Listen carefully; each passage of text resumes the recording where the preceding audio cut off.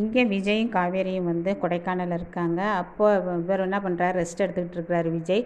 அப்போ திடீர்னு தூங்கிக்கிட்டு இருந்தவர் எந்திரிச்சு காவேரி காவேரின்னு கூப்பிடுறாரு. என்ன, நான் பாத்ரூம் கழுவிட்டு இருக்கேன், என்ன விசேஷம் அப்படின்னு கேட்குறாங்க.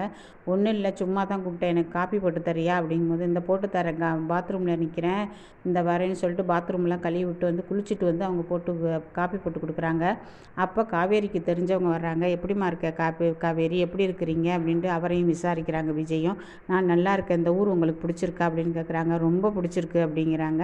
அவங்க போனதை என்ன பண்ணுறாங்க காவேரி, உங்களுக்கு ரெசார்ட்டில் போய் தங்கிக்கிறீங்களா, இது உங்களுக்கு வந்து கம்ஃபர்டபுளாக இருக்காது இந்த வீடு அப்படின்னு சொல்கிறாங்க காவேரி. அதுக்கு வந்து விஜய் சொல்கிறாரு, ஏன் இந்த வீட்டில் நான் தங்கக்கூடாதா அப்படின்னு கேட்குறாரு. அதுக்கு அவங்க சொல்கிறாங்க, இது உங்களுக்கு சரியாக வராதுல, நீங்கள் வந்து வசதியாக இருந்த நீங்கள் இதில் வந்து வசதி கம்மியாக இருக்குது இந்த வீட்டில் அப்படிங்கிறாங்க. அதுக்கு வந்து இவர் சொல்கிறாரு, இதில் என்ன வசதி கம்மி வசதி அதிகம், நான் இங்கேயே தங்கிக்கிறேன் அப்படிங்கும்போது, ஓகே உங்கள் இஷ்டம் அப்படிங்கிறாங்க. இப்போ விஜய்க்கு வந்து காவேரி மேலே லவ் வந்துருச்சு. அதனால் வந்து காவேரியை விட்டு பிரியறதுக்கு ரொம்ப கஷ்டமாக இருக்குது அவருக்கு. அதனால் வந்து காவேரி கூடவே இருக்கணும்னு பார்க்குறாரு. ஆமாம் காவேரி, நைட்டுக்கு என்ன டின்னர் பண்ணுற அப்படின்னு உங்களுக்கு என்ன பிடிக்குன்னு சொல்லுங்கள், அதை பண்ணுறேன்.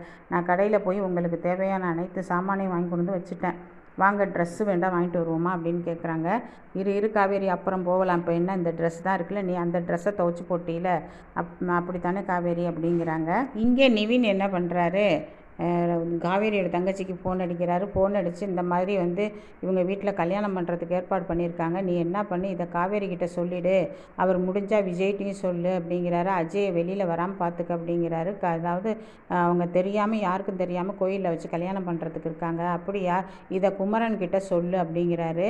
ஆனால் இவங்க என்ன பண்ணுறாங்க, அவங்க சொல்லலை, குமரன் கிட்ட சொல்லாமல் என்ன பண்ணிட்டாங்க, இவங்க நிவினை காதலிக்கிறாங்க. காவேரியோட தங்கச்சி வந்து நிவினை காதலிக்கிறதுனால அதை சொல்லவே இல்லை, குமரன் கிட்ட சொல்லாமல் மறைச்சிட்டாங்க. திருப்பி ஃபோன் அடிக்கிறார் அவர். திருப்பி ஃபோன் அடித்து, நீ சொல்லிட்டியா காவேரி, சொல்லிட்டியா அப்படின்னு கேட்குறாரு. காவேரியோட தங்கச்சி தடுமாறி போய் சொல்லிட்டேன் அப்படின்ட்டு போய் சொல்லிட்டாங்க.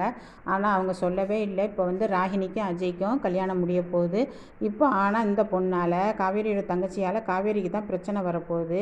இப்போ எல்லாத்தையும் வந்து அதாவது ஒவ்வொரு குற்றமாக அவள் கண்டுபிடிக்க போகிறா. அந்த குட்டி ராகினி என்ன பண்ண போகிறா, எல்லாத்தையும் கண்டுபிடிக்க போகிறா. சும்மா ஏதாவது ஒரு குத்தம் கண்டுபிடிச்சி அதை வந்து செஞ்சது காவேரி தான் சொல்ல போகிறா. இதை விஜய் என்ன பண்ண போகிறான்னு தெரியல.